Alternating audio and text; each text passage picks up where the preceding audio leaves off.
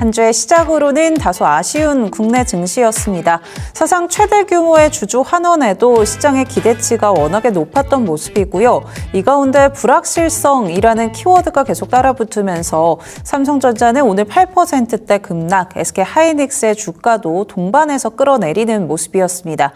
오늘 코스피가 3%대 약세로 마무리를 지었는데요. 이 가운데 엔비디아의 실적 발표가 이번 주에 예정이 되어 있습니다. 이러한 조정의 기회가 될 수 있을지 궁금해하실 것 같고요. 이 가운데 오늘 튀어올랐던 섹터가 2차 전지 그리고 제약바이오였죠. 이런 추세 상승이 이어질 수 있을지도 잘 살펴봐야 될 것 같습니다. 나 혼자 점상과 함께 보시죠.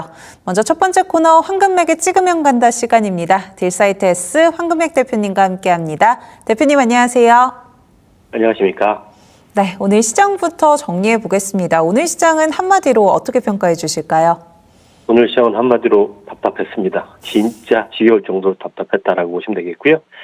아무래도 이번 주에 빅 이벤트가 줄줄이 좀 이어지고 있다 보니까 오늘 월요일장 이벤트가 아직 결과가 나오지 않아서 답답한 눈치 보기 장세가 나왔다라고 보시면 될 것 같습니다. 거기에다가 이제 그런 빅 이벤트를 앞두고 경계 매물이 출회되고 있는데 이걸 받아줄 매수에도 그렇게 부족하다 보니까 오늘 시장은 좀 힘없이 내려앉지 않았나 생각이 돼요.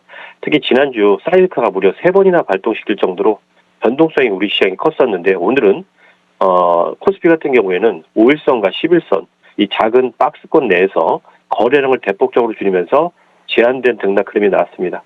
오늘 11시까지 아마 거래량 보신 분 아시겠지만 전체 거래량이 지난주 금요일도 거래량이 좀 줄었거든요.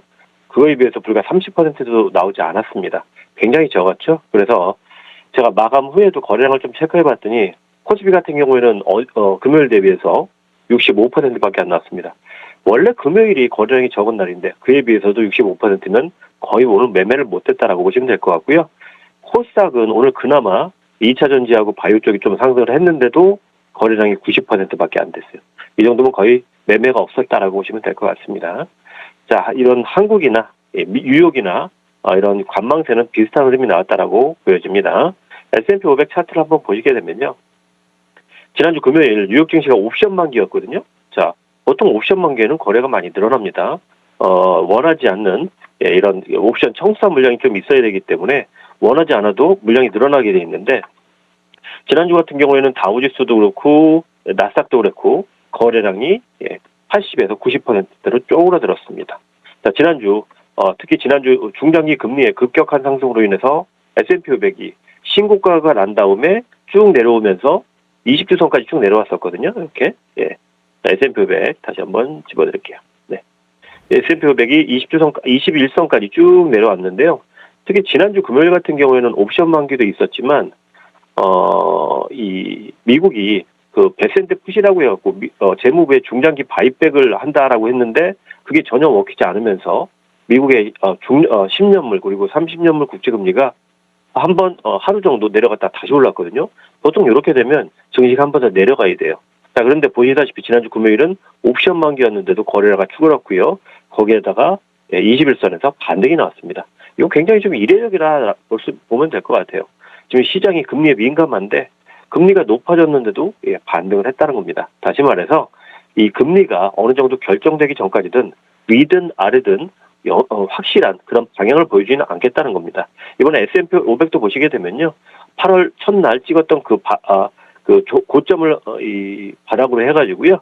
지난 8월 13일 날 찍었던 7,816포인트 여기를 박스권으로 잡고 위아래로 내려오면 누군가 사고 저점 매수 들어오고 그리고 7,800선 올라가면 누군가 팔고 이런 식으로 해서 박스권이 지금 형성이 되고 있습니다. 다시 말해서 금리가 이 증시의 방향을 제휴하는 이 핵심 요인으로 계속 지목되고 있다라고 보시면 될 것 같아요. 자, 때문에 이번 주 금리 이벤트가 질비하잖아요. 자, 그래서 이 결과가 나오기 전까지는 거래가 뭐 특별하게 늘지 않을 것으로 보여집니다. 때문에 시장의 이 주포들은요 관망할 수밖에 없지 않을까. 그에 따라서 탄력도 좀 떨어지지 않을까 이렇게 생각이 됩니다. 자, 그렇기 때문에 이번 주는 이벤트 일정을 반드시 좀 확인하고요. 그 결과를 확인하고 대응하는 그러니까 미리 예측하고 움직이는 게 아니고 우리가 그 결과를 알 수 없기 때문에 확인하고 대응하는 그런 흐름이 좀 더 유리하지 않을까 생각이 됩니다. 때문에 이번 주는 일정 체크는 필수입니다. 자, 그래서 일정을 제가 차례대로 가볍게 좀 말씀을 드리면요. 일단 오늘과 내일은 별게 없습니다. 자, 그리고 이제 수요일부터 본격적으로 재료가 나와요. 그래서 오늘과 내일은 뭐 미국 시장도 그렇고 우리 한국 증시도 그렇고 재미가 없을 것 같아요. 그런데 수요일 저녁부터는 큰 이벤트가 나옵니다. 일단 수요일 저녁에 미국에서요. 7월 PCE 지표 이게 나오는데요. 이게 물가 지표잖아요. 지금 시장 예상으로는 헤드라인은 3.6% 작년보다, 그리고 근원 PCE는 약 3.2% 정도 예상이 됩니다. 근데 만약에 근원 유가를 제외한 이 근원 PCE 지표가요. 만약에 3.4를 넘는다. 이러면 시장은 부러질 수 있습니다. 지금 시장에서 예상한 건 3.2거든요. 3.2 밑으로, 즉 3.2도 상관이 없는데 3.2 밑으로만 나온다라고 한다 그러면 시장에서는 9월달 FOMC에서 금리를 안 올릴 수도 있겠네. 특히 9월 FOMC에서 금리 올릴 확률이 현격하게 낮아지게 돼요. 자, 이렇게 되면 시장에서는 굉장히 긍정적으로 받아들일 겁니다. 왜냐하면 이번 9월 FOMC에서 금리를 올리기 위해서는 이전에는 어떤 CPI 지표, 고용 지표, PC 지표가 다 높게 나와야 되거든요. 그래야지 금리를 올릴 만한 명분이 되는데 지금 8월에 나왔던 CPI 지표, 물가 지표 낮았죠. 고용 지표는 굉장히 낮았죠. 물론 고용 지표는 그 월드컵 특수 때문에 일시적으로 낮아졌다라는 얘기가 있는데 그거는 뭐 이번 달, 그러니까 9월 달에 나오는 지표를 또 확인하면 될 것 같고요. 여기에다가 이제 이번 달 PC 지표까지 안 좋게 나오면 만약에 9월 달에 CPI 지표가 나오고요. 고용 지표가 좀 나와서 괜찮게 나오더라도 8월하고 9월하고 데이터가 다르잖아요. 이렇게 되면 연준은요. 바로 금리를 올리기가 굉장히 부담스럽습니다. 자, 그렇기 때문에 내일 나오는 PC 지표가 굉장히 중요하다라고 보시면 될 것 같고요. 그다음에 다음 FOMC는 10월 말하고 11월 초에 있습니다. 제 기억으로는 11월 3일 정도인데 날짜는 약간의 유동적이기 때문에 10월 말 11월 초로 생각하시면 됩니다. 자, 그런데 11월 5일이 미국의 중간선거예요. 미국 중간선거에 앞서서 금리를 조정하는 거는 연준이 정치에 관여했다는 소리를 들을 수 있습니다. 때문에 연준이 금리를 건드리기가 굉장히 부담스러운 시기가 11월 FOMC예요. 때문에 이번 9월 FOMC만 금리를 올리지 않고 잘만 넘기면요. 실질적으로 금리를 올리는 가장 빠른 시기는 12월이 될 가능성이 높습니다. 자, 이렇게 되면요. 시장은 앞으로 3개월 동안 불확실성 해소로 보고 당분간 상방 베팅이 가능해집니다. 때문에 수요일 날 나오는 PC 지표가 상당히 중요하고요. 그래서 이 PC 지표 발표 전까지는 방향을 잡기가 굉장히 어렵다. 누구도 방향을 잡지 못한다. 그래서 오늘 우리 시장도 그랬고 미국의 지난주 금요일 시장도 그랬듯이 거래량이 굉장히 줄어들었다라고 보시면 될 것 같아요. 그래서 이번 주 수요일 날, 그러니까 이틀 후에 나오는 PC 지표 여러분들 꼭 챙겨보셔야 되고요. 그 다음으로 여러분들이 챙겨보셔야 될 게 27일 날, 목요일 날 저녁부터 우리나라 한국은행 신영송 총재도 거기에 가셨거든요. 27일 목요일 저녁부터 미국의 잭슨 홀에서 전 세계 중앙은행장 모아놓고 심포지엄이 열립니다. 여기서 아마 또 금리 얘기가 또 나눌 수밖에 없고요. 여기서 어느 정도 이제 글로벌 금리 방향에 대해서 좀 얘기가 나올 것 같아요. 다만 이번에 변수는요. 이번에 연준 의장이 처음으로 바뀐 다음에 처음으로 열리는 잭슨 홀 미팅이거든요.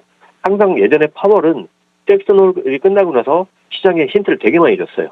그런데 케빈 워시는 이번에 시장에 힌트를 주지 않겠다라고 했는데 그래도 잭슨 홀은 다르지 않을까 좀 기대를 해볼 만합니다. 어쨌든 근데 이 잭슨 홀은 이번 주 토요일 날 끝나요. 그러니까 이번 주에 영향을 주진 않습니다. 그래도 여러분들 이번 PC 지표가 이 잭슨 홀에도 영향을 준다는 거 잊지 마시고요. 다만 PC 지표가 예상보다 높게 나온다. 반대로 뭐 3.4 이상 나온다라고 하게 되면요. 우리 이번 8월 달에 고용 지표하고 CPI가 낮게 나왔잖아요. 요것과 맞물려서 해석이 복잡하게 될 것 같아요. 그러면 다시 박스권 하단으로 내려올 수는 있지만 하단이 지금 굉장히 단단하기 때문에 너무 우려하실 필요는 없다. 그래서 일단 PC표가 낮게 나오는데 우리가 좀 중점을 두고 매매하는 게 좀 유리하지 않을까 생각이 됩니다. 자, 그리고 이제 목요일 날 새벽에 엔비디아 실적 나오죠. 사실 지금 금리가 이렇게 높은데도 시장이 버텼던 이유, 특히 S&P 500이 지난 금요일 날 옵션 만기임에도 그리고 금리가 다시 올라갔음에도 이렇게 버틴 이유가 기업들의 실적이 좋았기 때문이잖아요.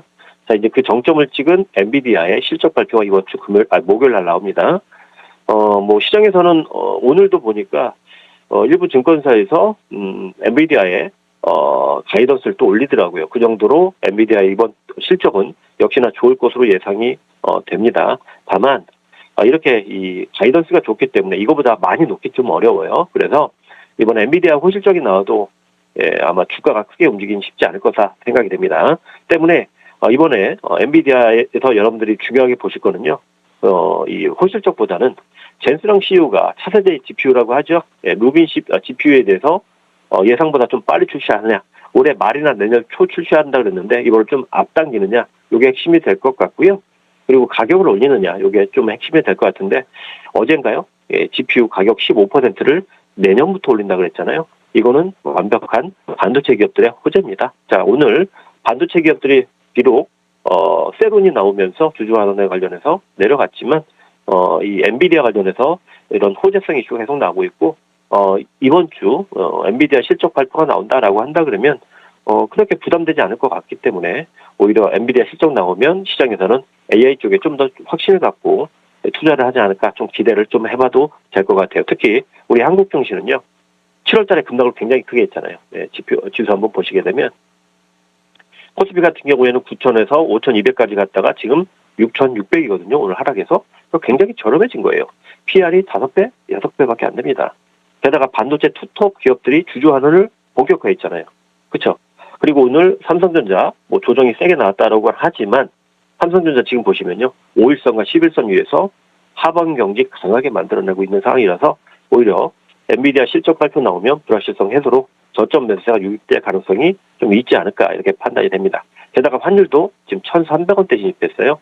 외국인들이 매수가 유리한 상황이죠. 여러 가지 정황상으로 봤을 때 이번 주는요. 만약에 이 주도주들이 조정이 나온다라 그러면 저점 매수로 되어가는 게 좀 더 유리하지 않을까 이렇게 판단이 되니까 여러분들 너무 고민하지 마시고 지금은 분할로 물량을 한번 모아가보자 이렇게 생각하시고 그리고 이제 제가 이렇게 말하는 건 좀 신빙성이 없을 수 있잖아요. 제가 증거를 말씀드리면 일단 수출 데이터가 계속 늘어나고 있죠. 그리고 한국의 GDP 전망률이요.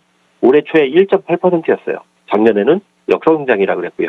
그런데 자 지난 주말에 나왔던 GDP 블룸버그인가에서 나왔는데 한국의 올해 예상 GDP가요. 무려 3.5까지 올라갈 수 있다라고 합니다. 경기가 살아나는데 증시가 내려갈 수는 없습니다. 자 그렇기 때문에 한국 경기 믿고요. 그리고 스킬 데이터 여러분들 믿고 가시면 오히려 지금이 저점 기회다라는 거 좀 더 확신을 갖고 매매하셔도 괜찮지 않을까 이렇게 판단이 되니까 고민해 보시고 여러분들 판단해 보시면 좋을 것 같습니다.